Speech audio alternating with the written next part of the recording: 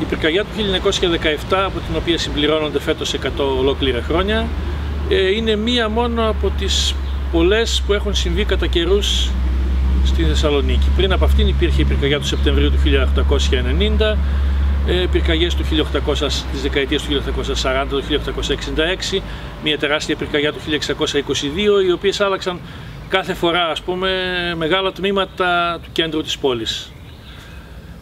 Αλλά λόγω της έκτασής της είναι από τις σημαντικότερες και κυρίως στη στιγμή που γίνεται αποτελεί το μείζον πολεοδομικό γεγονός για τη Θεσσαλονίκη. Η Θεσσαλονίκη μέχρι τη δεκαετία του 1868-70, το διάστημα που αρχίζουν να γκρεμίζονται τα θαλάσσια τείχη και μετά τα υπόλοιπα και να ανοίγεται η πόλη προς τα έξω, είναι μια πόλη περίκλειστη μέσα στα τείχη της.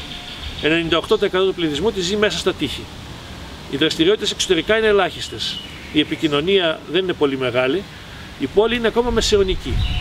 Το Οθωμανικό κράτος, καθώς τελειώνει, κάνει τεράστια έργα συγχρονισμού με τη βοήθεια ξένων εταιριών. Ταυτόχρονα οι κοινότητες, επειδή μεγαλώνουν οι ίδιες και δέχονται βοήθεια και από τις δικές τους κυβερνήσεις και από τους πλούσιους των περιοχών τους και μέσα από τον ανταγωνισμό τους, γεμίζουν την πόλη με μνημεία αλλά και με κατασκευές. Δημιουργείται ηλεκτρική εταιρεία, δημιουργούνται γραμμές τραμ, πλακοστρώνονται με κυβόλιθους χιλιόμετρα δρόμων, δημιουργείται το λιμάνι. Ολοκληρώνεται η σιδηροδρομική σύνδεση για την Κωνσταντινούπολη και το μοναστήρι, εκτός από την γραμμή επίσης με τη Βιέννη που ανοίγει το 1888. Κτίζονται φυλακές, κτίζεται το υδραγωγείο, δημιουργείται δίκτυο ίδρευσης, αντλιοστάσια, το Δημοτικό Νοσοκομείο Άγιος Δημήτριος, το νοσοκομείο Γεννηματάς, το νοσοκομείο Χίρς από την εβραϊκή κοινότητα, το οποίο είναι το σημερινό Ιπποκράτιο, ο αρχικός του πυρήνας βέβαια. Το γαλλικό νοσοκομείο που ήταν οι Καλόγριες στην Φράγκον, το στρατόπεδο Παύλου Μελάτος, το Τρίτο Σώμα Στρατού με όλα τα κτίσματά τους. Το διοικητήριο, η παλιά φιλοσοφική σχολή, τότε σχολή δημόσιας διοίκησης. Σχολεία σημαντικά, ναοί σημαντικότατοι. Αρχίζουν να φροντίζονται για πρώτη φορά τα μνημεία. Φέρνουν ειδικούς, τον Κάρολο Ντίλ που ήταν αρχαιολόγος και έκανε την αναστήλωση της Αγίας Σοφίας. Κτίζονται χιλιάδες σημαντικά σπίτια, τα μεγάλα αρχοντικά των εξοχών. Πάλι μου έχουν διαφύγει πάρα πολλά. Είναι μια αλλαγή την οποία αν προσπαθήσει να την περιγράψει κανείς σε μέγεθος και σε χρήματα, με σημερινούς όρους, θα ξεπερνούσε κατά πολύ τα έργα της Ολυμπιάδας. Όλο αυτό το σύστημα δίνει στην πόλη μια φοβερή ζωτικότητα. Δίνει δουλειά για όλους, Εβραίους, Αρμένιους, Τούρκους, Βούλγαρους, Αλβανούς, Έλληνες από όλες τις πλευρές της Μεσογείου. Αρχίζει να ανοίγει το λιμάνι, ας πούμε, αρχίζει να ανοίγει την πόλη προς τα έξω με έναν τρόπο ο οποίος είναι εκρηκτικός. Αυτό που δεν έγινε, ας πούμε, επί 100 χρόνια νωρίτερα, σταδιακά, γίνεται ξαφνικά μέσα στις 30-40 χρόνια. Αυτή την πόλη καταστρέφει η πυρκαγιά. Αλλά φυσικά μόνο το κέντρο της. Την πορεία της φωτιάς στην πραγματικότητα δεν έχουμε μία περιγραφή ολοκληρωμένη όπως θα ήταν σήμερα μία δημοσιογραφική περιγραφή. Την ανασυνθέτουμε μέσα από πάρα πολλές μαρτυρίες αυτοπτών μαρτύρων, αρχών, των μεταγενέστερων που έχουν γράψει για αυτήν, των επιτροπών που ήρθαν μετά και διερευνήσανε το θέμα για να δώσουν βοήθεια στους πυρόπληκτους. Η πυρκαγιά ξεκίνησε σε μια ειδική στιγμή, κατά την οποία η πόλη είναι γεμάτη από συμμαχικά στρατεύματα. Περίπου 200.000 βρίσκονται γύρω και μέσα στην πόλη. Έχουν δημιουργήσει εγκαταστάσεις έξω από αυτήν στρατόπεδα, περισσότερα από 16 νοσοκομεία, λιμάνια, έχουν εγκαταστήσει σιδηροδρομικές γραμμές για να στηρίξουν το μακεδονικό μέτωπο. Η πόλη έχει επίσης πάρα πολλούς πρόσφυγες από την ενδοχώρα, από τις εμπόλεμες περιοχές της Βόρειας Μακεδονίας, Τούρκους οι οποίοι έχουν μαζευτεί από διάφορα σημεία της Μακεδονίας και λόγω του εμπολέμου δεν μπορούν να φύγουν στην Τουρκία, με αποτέλεσμα η πόλη είναι μία Βαβέλ, με έναν τρόπο που ούτε νωρίτερα ήταν ποτέ, ούτε ποτέ ξανά έγινε αργότερα. Η πυρκαγιά έγινε τον Αύγουστο, σε μια στιγμή κατά την οποία επικρατεί μια πολύ μεγάλη ξηρασία, υψηλές θερμοκρασίες. Είχε να βρέξει περίπου 1,5 με 2 μήνες.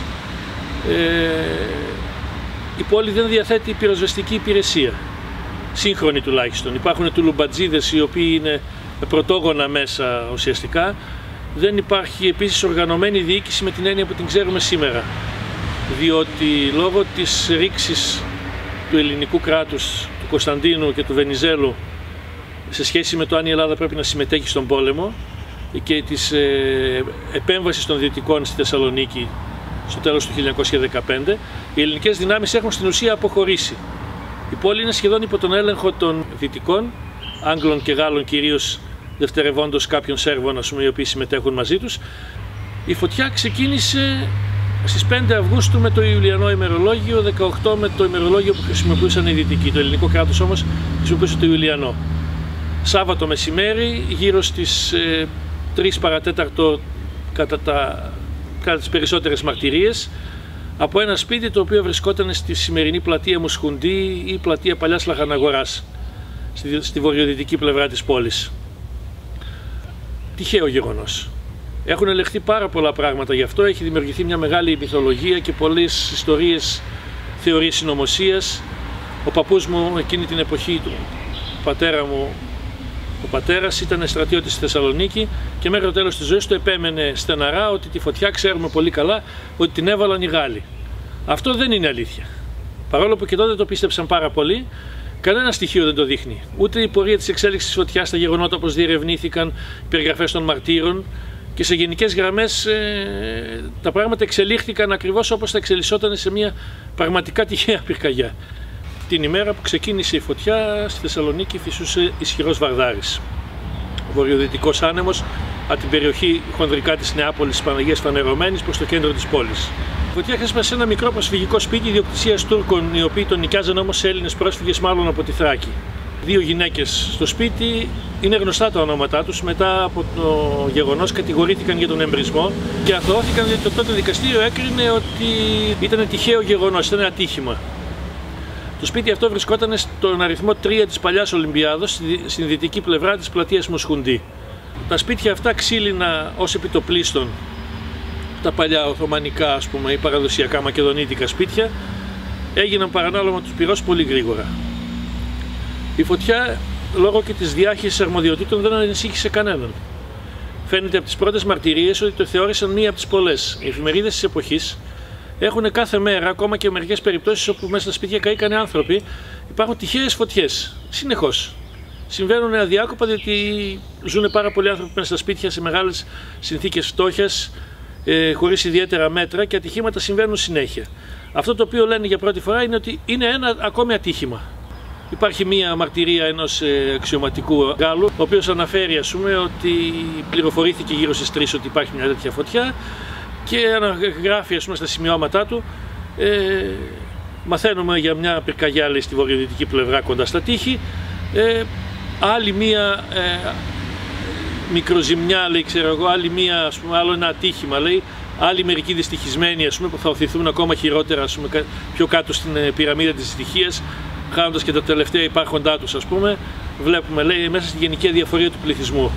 Την αδιαφορία αυτή τη δείχνουν και οι αρχές.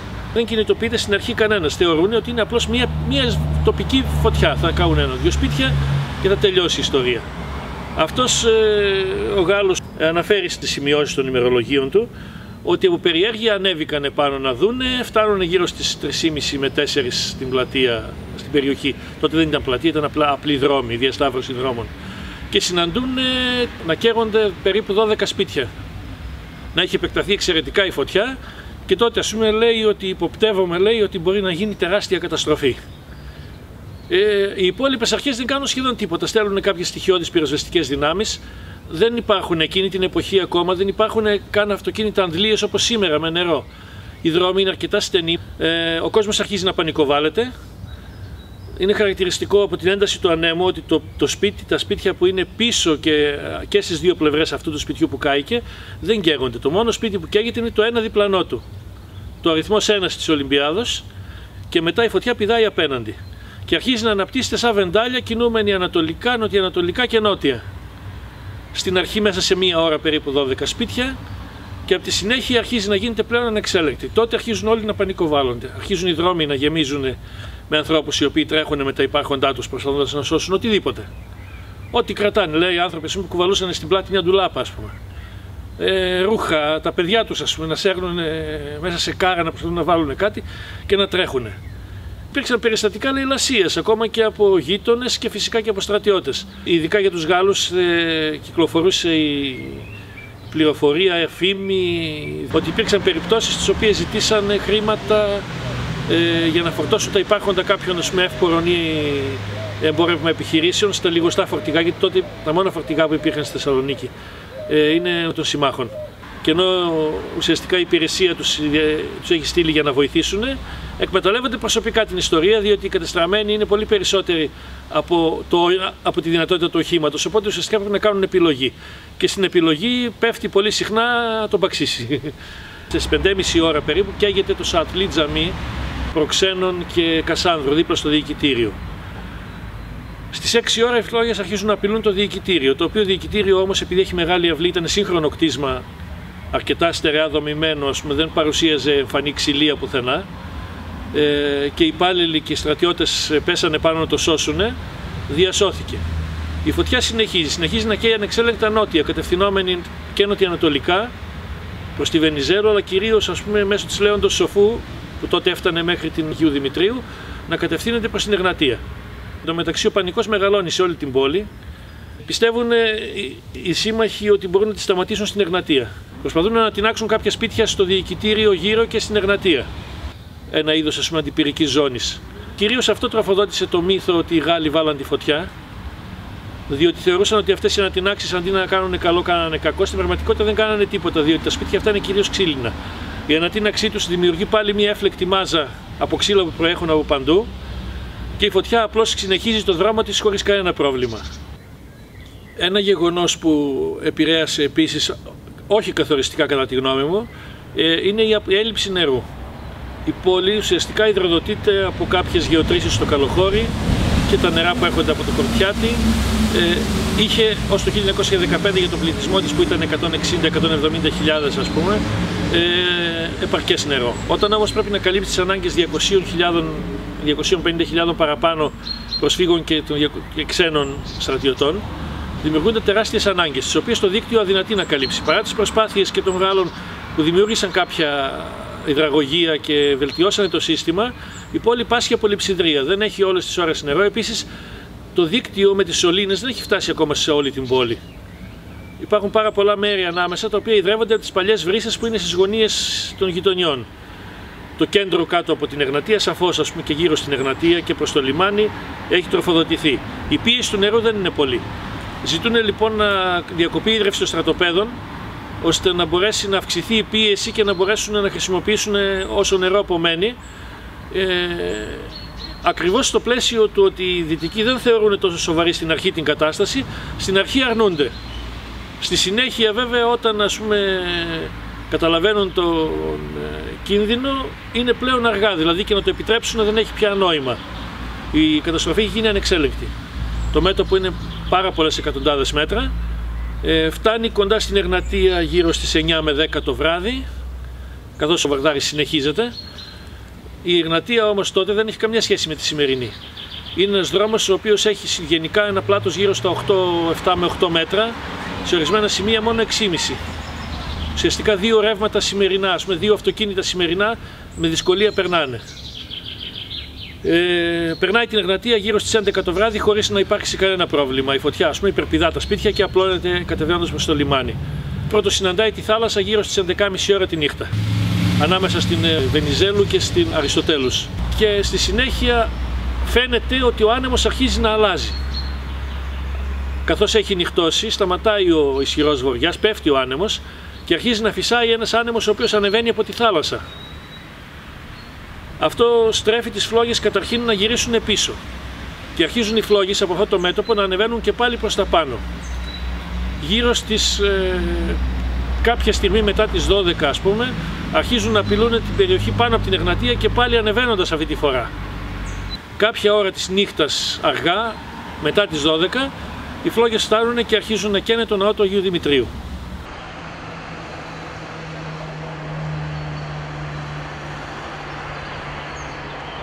Σε αντίθεση με άλλα μεγάλα μνημεία, καίγεται κυρίως για ένα λόγο, διότι από την πίσω, από τη βόρεια πλευρά του, ακουμπούν πάνω του σπίτια. Τα ξύλινα αυτά σπίτια, όταν γίνονται παρανάλωμα του πυρός από τις φλόγες που ανεβαίνουν προς τα πάνω πάλι, με κατεύθυνση τώρα από το κέντρο προς το βόρεια, παίρνει φωτιά η στέγη και μετά από λίγο γίνονται παρανάλωμα τα πάντα, και μέχρι το πρωί έχει γίνει ερείπιο. Ταυτόχρονα οι φλόγες, όπως φυσάει ο άνεμος από την θάλασσα, κατευθύνονται προς την πλατεία Ελευθερίας, η οποία αρχίζει να καίγεται τη νύχτα. Μετά τις 3:30 με 4 τη νύχτα, όλα τα σπίτια της πλατείας Ελευθερίας και η γύρω περιοχή γίνονται στάχτη.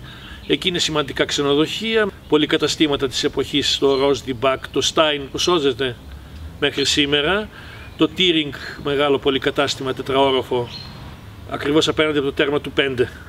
Καθώς ξημερώνει η μέρα, αρχίζει και πάλι ο άνεμος να φυσάει ένα είδος βαρδάρι βορειοδυτικού ανέμου, προς τα κάτω, αλλά με πολύ μικρότερη ένταση, και η φωτιά αρχίζει να κατεβαίνει αργά προς τα νοτιοανατολικά. Περνάει γύρω στις 12 το μεσημέρι της Κυριακής μπροστά από την Αγία Σοφιά, ενώ έχει κάψει όλο το υπόλοιπο κέντρο. Και γύρω στις 7 η ώρα φτάνει περίπου στο σημείο που είναι στη Μοργεντάου, περίπου λίγο μετά το παλιό αμερικανικό προξενείο, όπου στην ουσία γύρω στις 7 με 8 το βράδυ σβήνει από μόνη της. Γιατί εκεί τα σπίτια είναι αρκετά αραιά μεταξύ τους, οι δρόμοι είναι τετράγωνοι, επειδή είχε καεί η περιοχή αυτή από το 1890, έχουν χτιστεί νεοκλασικά σπίτια, έχουν γίνει ευθυγραμμισμένοι τετράγωνοι δρόμοι, πολλά σπίτια έχουν κήπους, ο άνεμος δεν είναι δυνατός και στην ουσία η φωτιά περιορίζεται όλο ένα και κάτω και καίει τα πάντα μέχρι τη θάλασσα. Δεν μπορεί να επεκταθεί ανατολικά. Έχουν κινητοποιηθεί και όσες δυνάμεις μπορούσαν να κάνουν κάτι και το κάνουν. Υπάρχει μια μικρή αναζωπήρωση, η οποία οδηγεί τη φωτιά γύρω μετά τις 11 το βράδυ και πάλι δυτικά, και καίγεται η περιοχή μέχρι την πλατεία Κατούνη, το παλιό Οθωμανικό ταχυδρομείο που σήμερα είναι το ξενοδοχείο Μπρίστολ, ξαναχτίστηκε, ανοικοδομήθηκε πάνω στο ίδιο κέλυφος. Παρόλο που κάηκε, το εξωτερικό του μέρος δεν κατέρευσε και υπάρχει μέχρι σήμερα το κτίσμα, όπως ακριβώς είναι το ίδιο κτίσμα, απλώς αναδομήθηκε το εσωτερικό του. Και ορισμένα άλλα. Φτάνει μέχρι την Κουντουριώτη, και όλη αυτή τη δυτική πλευρά μέχρι την Κατούνη, και εκεί σταματάει. Νωρίτερα βέβαια είχε εισβάλει και στο Φραγκομαχαλά, φτάνοντας περίπου μέχρι το Γαλλικό Νοσοκομείο στην Καθολική Εκκλησία, γύρω στην Οθωμανική Τράπεζα που ήταν στο σημερινό κρατικό οδείο, χωρίς ιδιαίτερη ένταση, δηλαδή και οι άλλα σημεία, το απέναντι τετράγωνο δεν το καίει και σταματάει. Έτσι περίπου τελείωσε η φωτιά, η οποία κράτησε συνολικά γύρω στις 36-37 ώρες από την έναρξή της, από το μεσημέρι του Σαββάτου μέχρι αργά το βράδυ της Κυριακής, και εκεί τερματίζεται, έχει ολοκληρώσει το έργο της καταστροφής.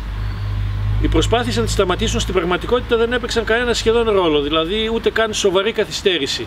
Έσωσαν οι προσπάθειες με μονομένα κτίσματα. Το Γαλλικό Νοσοκομείο και η Καθολική Εκκλησία την υπερασπίστηκαν Γάλλοι στρατιώτες και δυνάμεις με πολύ μεγάλη προσπάθεια, καταφέρουν να τη σώσουν. Δεν θα μπορούσαν όμως να σταματήσουν γενικά τη φωτιά στο Φραγκομαχαλά.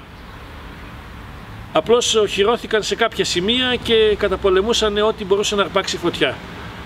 Προσπάθησαν δραστήρια να σώσουν την παραλιακή ζώνη με τα μεγάλα ξενοδοχεία και τα σημαντικά καταστήματα και κτίρια, επειδή εκεί μπορούσαν. Είχαν κάποιες αντλίες με τις οποίες παίρναν νερό από τη θάλασσα, αλλά αυτές φτάναν ως εκεί που φτάναν τα λάστιχα, δηλαδή δεν φτάναν με 2 δρόμους πάνω από εκεί. Και αυτό ουσιαστικά συνετέλεσε στο να αποτύχουν, διότι η πίσω πλευρά των κτηρίων έπαιρνε φωτιά και παρότι αυτοί ρίχναν ατελείωτο νερό από μπροστά, δεν ήταν δυνατόν.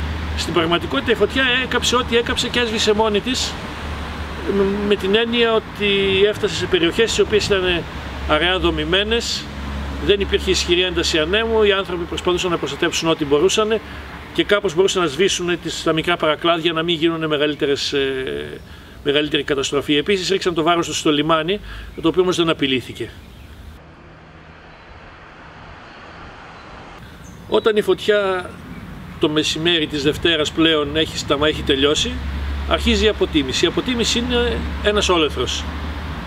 Έχουν καταστραφεί περίπου 120 εκτάρια από το κέντρο της πόλης, το οποίο αντιπροσωπεύει το 1 τρίτο όλης της πόλης που είναι μέσα στα τείχη και αμέσως γύρω από αυτά. Περίπου το 60 με 65% της περιοχής κάτω από την Αγίου Δημητρίου, κάτω από την Κασάνδρο. Ξένα προξενία, τα 2 τρίτα των τραπεζών που λειτουργούν στη Θεσσαλονίκη, όλα τα πολύ μεγάλα καταστήματα με εξαίρεση το Stein, πάρα πολλές βιοτεχνίες και βιομηχανίες που υπάρχουν ακόμα μέσα στην πόλη, ιδίως στο Φραγκομαχαλά και προς το κέντρο της, τα τυπογραφία των περισσότερων εφημερίδων, κάθε είδους επιχειρήσεις και κυρίως οι σημαντικότερες. Το πλήγμα στην οικονομική ζωή είναι τεράστιο. Οι κατεστραμμένοι της φωτιάς βρήκαν καταφύγιο όπου μπορούσαν. Περίπου 10.000 υπολογίζεται ότι φύγανε από τη Θεσσαλονίκη διότι είχαν συγγενείς σε άλλες πόλεις, κατάγονταν από εκεί και μπορούσαν να αναζητήσουν καταφύγιο. Οι υπόλοιποι στριμώχτηκαν σιγά σιγά, στην αρχή σε ορισμένα μνημεία και μετά σε σπίτια στην περιοχή του πεδίου του Άρεως και γύρω από το Λευκό Πύργο, σε συναγωγές, σε εκκλησίες. Οι μουσουλμάνοι, ας πούμε, σε πολύ μεγάλο βαθμό στα σπίτια των Τούρκων της Άνω Πόλης που δεν είχαν πάθει ζημία, 5 οικογένειες σε ένα σπίτι, ας πούμε. Για τον εβραϊκό πληθυσμό που πλήγηκε χειρότερα από όλους, γιατί αυτοί είναι οι κυρίως χαμένοι της ιστορίας, καταφεύγουν σιγά σιγά γύρω από την πόλη σε κάποιους εβραϊκούς συνοικισμούς, οι οποίοι αρχίζουν να ιδρύονται μετά την πυρκαγιά. Έχουμε δει μέσα σε συναγωγές ερειπωμένες να χτίζουν, ας πούμε, παραπήγματα για να στεγάσουν όσες οικογένειες μπορούν, και από το 1919-20 και μετά μετακινούνται σε μεγάλους συνοικισμούς που γίνονται στη θέση των συμμαχικών στρατοπέδων, κυρίως νοσοκομείων. Το λεγόμενο 151 στην Κλεάνθους, το νοσοκομείο αριθμός 6 στη Δελφών, εκεί που είναι σήμερα ο Γαλαξίας, ο συνοικισμός Κάμπελ που δημιουργείται στο Βότσι στη θέση αγγλικού στρατοπέδου. Αρκετοί πηγαίνουν στο συνοικισμό Χίρς που είχε γίνει από δωρεές της Βαρώνης Χίρς για να στεγαστούν πυρόπληκτοι Εβραίοι του 1890 στην περιοχή του παλιού σιδηροδρομικού σταθμού, και κάποιοι άλλοι στην περιοχή της Ραμώνας κοντά στις 12όροφες οικοδομές στη Λαγκαδά. Εκεί στιβάζονται οι περισσότεροι σε πολύ άθλιες συνθήκες και οι περισσότεροι από αυτούς θα συνεχίσουν να είναι φτωχοί, πολύ φτωχοί ακόμα και μέχρι την εποχή του Ολοκαυτώματος.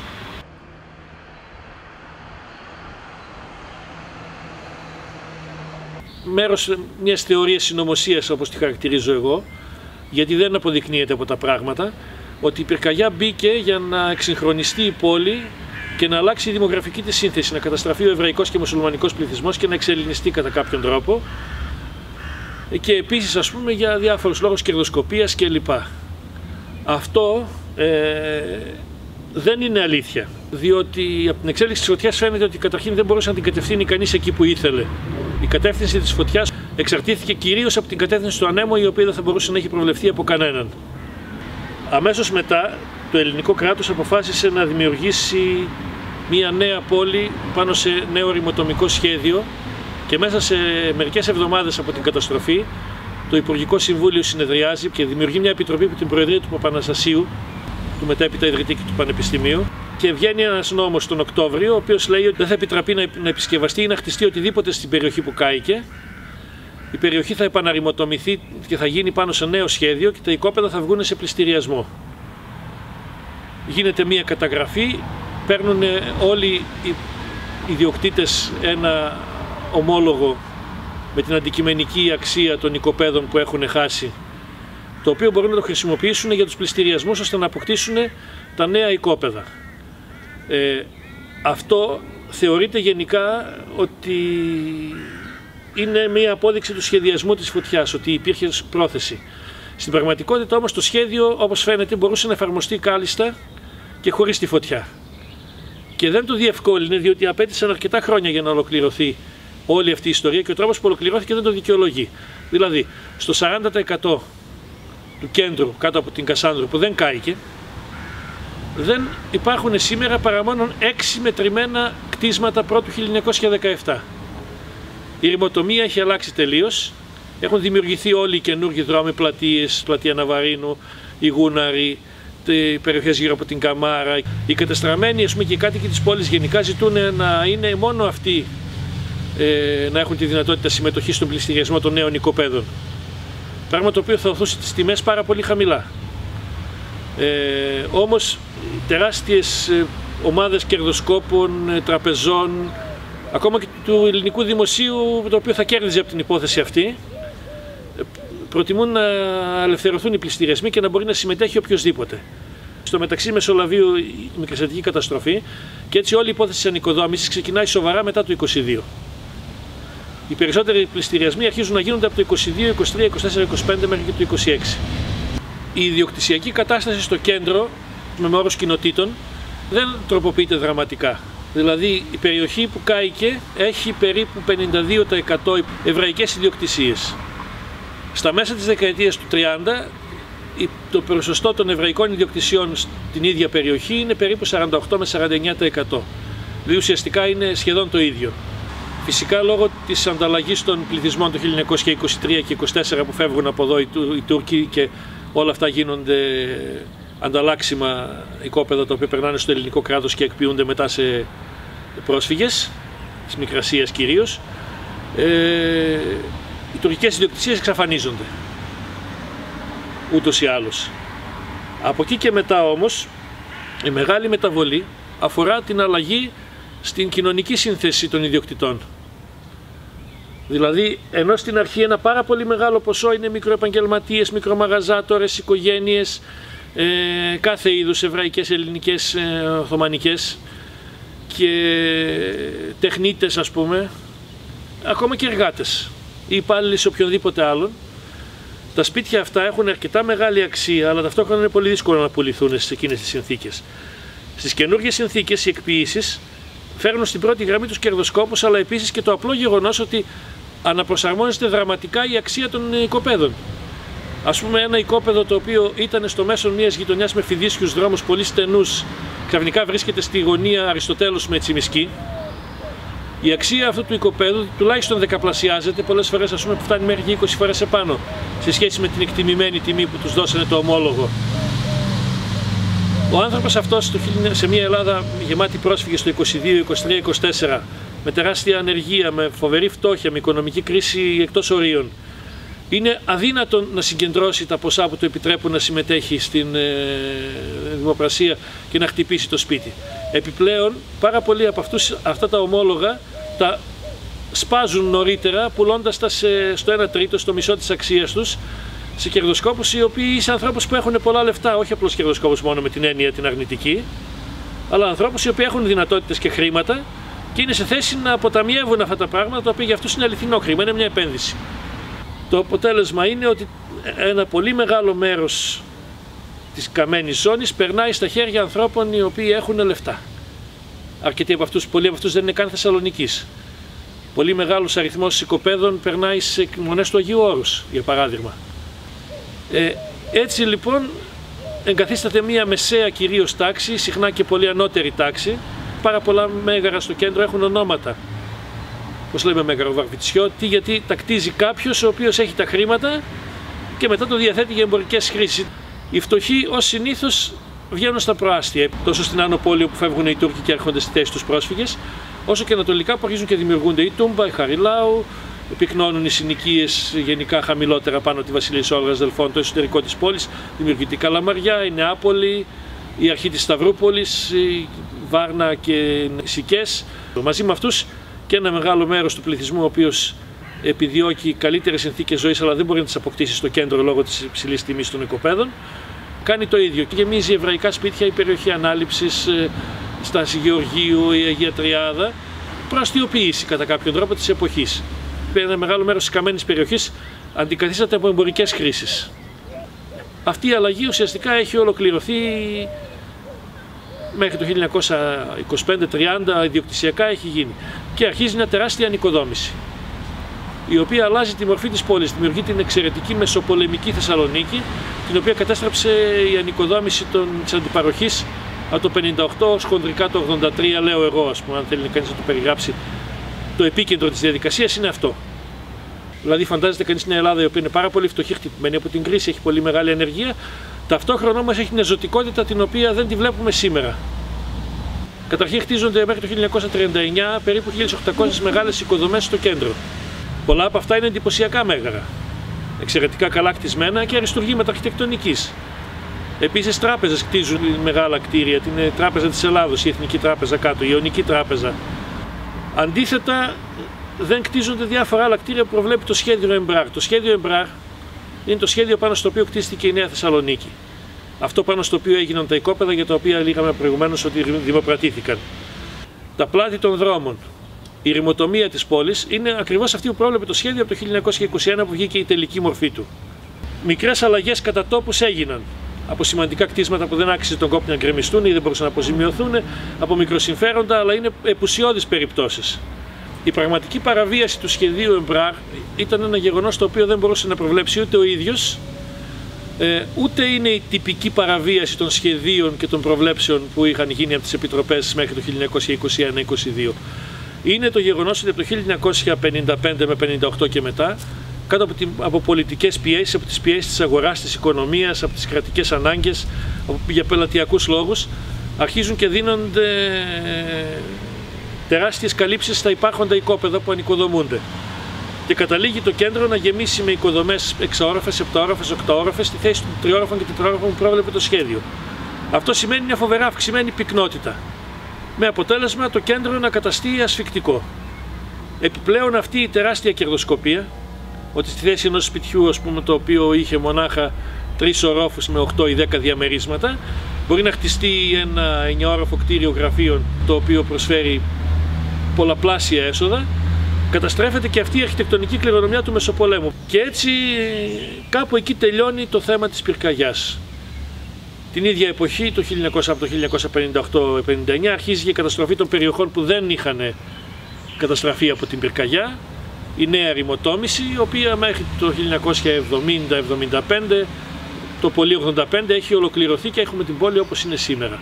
Από εκεί και μετά στο κέντρο δεν υπάρχουν σοβαρές αλλαγές. Λένε πολλές φορές ότι οι εργολάβοι κατέστρεψαν την πόλη, ότι έφταιγε το σύστημα της αντιπαροχής, ότι έφταιγαν διάφορα πράγματα. Στην πραγματικότητα, η καταστροφή των ελληνικών πόλεων ήταν αποτέλεσμα της επιθυμίας όλων. Οι ιδιοκτήτες ήθελαν να δώσουν αντιπαροχή το παλιό κτίσμα και να πάρουν 3-4 διαμερίσματα και 2 μαγαζιά, να τακτοποιήσουν τα παιδιά τους και να έχουν ένα εισόδημα, αντί για το παλιό οικόπεδο το οποίο ήθελε του κόσμου τα λεφτά, να επισκευάζεται συνεχώς και να φτιάχνει και να μην αποδίδει κανένα εισόδημα. Οι εργολάβοι υποφελούθηκαν τα μάλα να αποκτήσουν. Ο κόσμος, ο οποίος ζούσε σε πολύ άσχημες συνθήκες μέχρι το 1950-55, διότι υπήρχε πολύ οξύ στεγαστικό πρόβλημα, υψηλά ενοίκια και άθλια σπίτια στο μεγαλύτερο μέρος της πόλης. Απέκτησε για πρώτη φορά σπίτια ανεκτά, με εσωτερικές τουαλέτες, με μπάνια, με σαλόνια, με οτιδήποτε. Ας πούμε, ένα σπίτι το οποίο μπορεί να θεωρηθεί αξιοπρεπές. Μπορεί να είναι άσχημη μια οικοδομή, αλλά όταν ένας τεράστιος αριθμός ζούσε σε παραπήγματα, παράγκες, ας πούμε, οι σπίτια 150 ετών σε πολύ άσχημες συνθήκες, στριμωγμένοι ο ένας πάνω στον άλλον, σπίτια γεμάτα κοριούς, ας πούμε, πολλά προβλήματα. Δεν ήταν εύκολο η πόλη να επεκταθεί πάρα πολύ έξω, γιατί χρειαζόταν συγκοινωνίες που δεν υπήρχαν, χρειαζόταν να γίνουν έργα υποδομής τα οποία το κράτος και ο Δήμος δεν μπορούσαν να τα κάνει. Από την άλλη πλευρά, το ίδιο το δημόσιο υποφελούνταν από τους αυξημένους φόρους και τις πληρωμές από τα σπίτια, δηλαδή η αγορά κινούνταν, η οικοδομή τροφοδοτούσε δεκάδες επαγγέλματα. Ελάχιστη ύψος αρφωνεί στη διάσωση της παλιάς πόλης.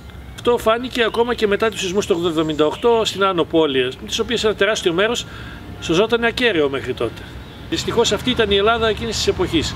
Μια χώρα πολύ φτωχή που έκανε πολύ μεγάλες προσπάθειες να μπορέσει να αποκαταστήσει τα τεράστια κοινωνικά προβλήματα, και όταν άρχισαν να φτάνουν και οι μάζες των δικών μας, ας πούμε, όπως και η δική μου τη δεκαετία του 40 στη Θεσσαλονίκη, και μετά η μεγάλη αστιφιλία και η πόλη ξαφνικά από 300.000 έγινε 800, δεν ετίθεται το ζήτημα να διασωθεί τίποτα.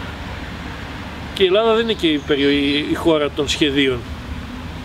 Δηλαδή δεν προβλέπουν, ας πούμε, εύκολα για 20, για 30, για 50 χρόνια. Αντίθετα, το σχέδιο προέβλεπε για 50 χρόνια. Η Ιασονίδου, ας πούμε, άνοιξε μόλις το 1979.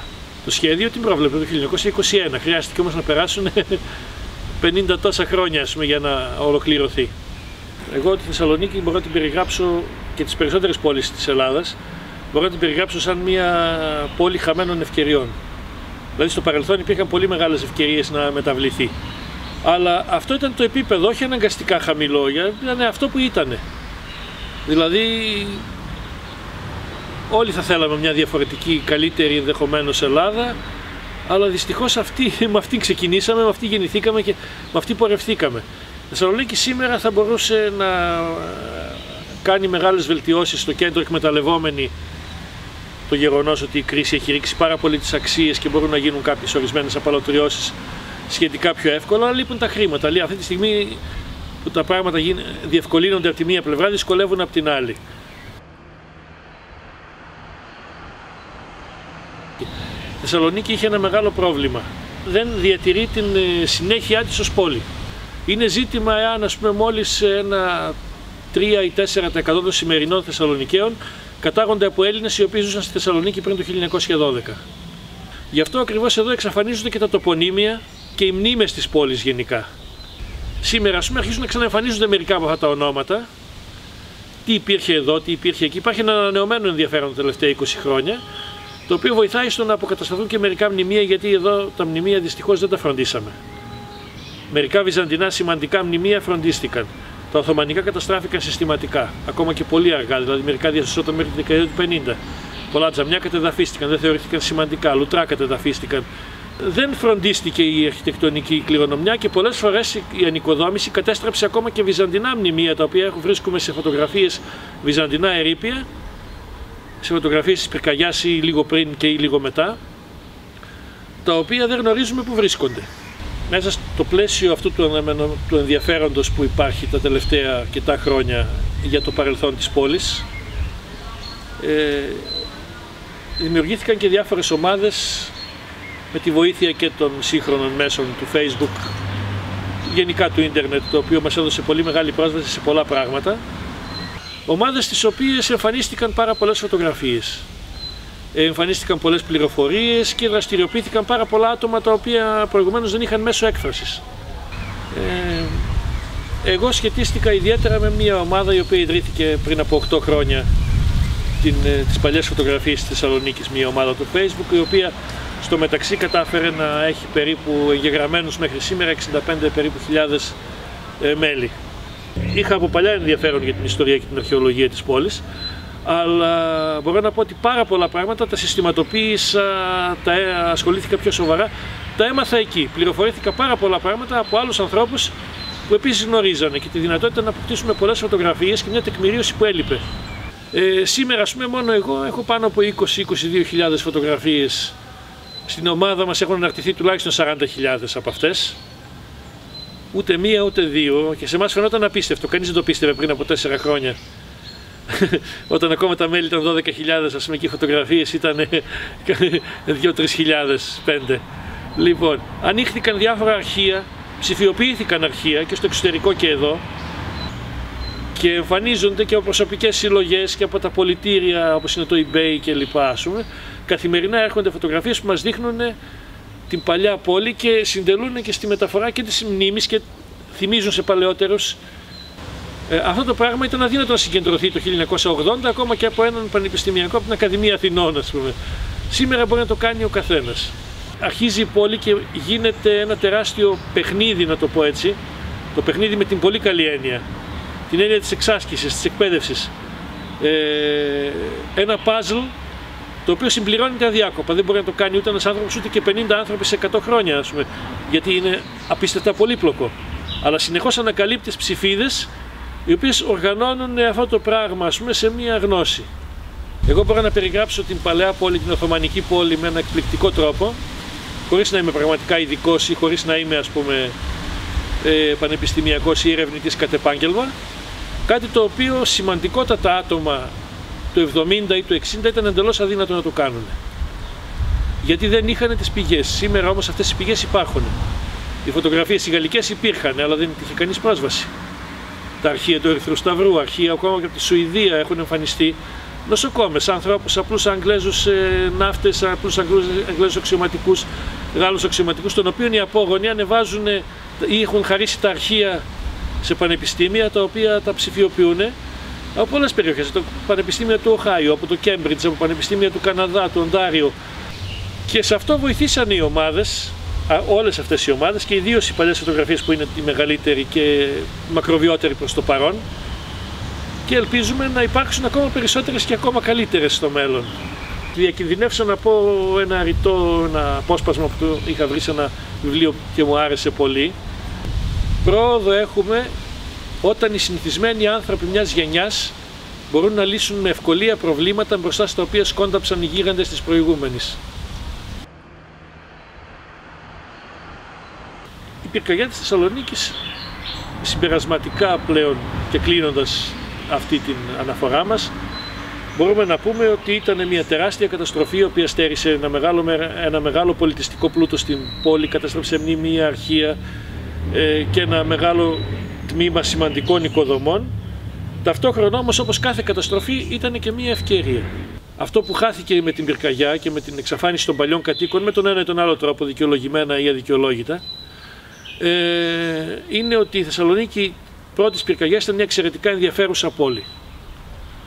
Η καταστροφή αυτή όθησε σε ένα περαιτέρω εξυγχρονισμό της πόλης, ο οποίος σε μεγάλο βαθμό θα γινότανε ίσως λίγο πιο περίπλοκος, ίσως λίγο πιο λειψός, ίσως με διαφορετικό τρόπο, διότι δεν ήταν δυνατόν να διατηρηθεί αυτή η παλαιά πόλη.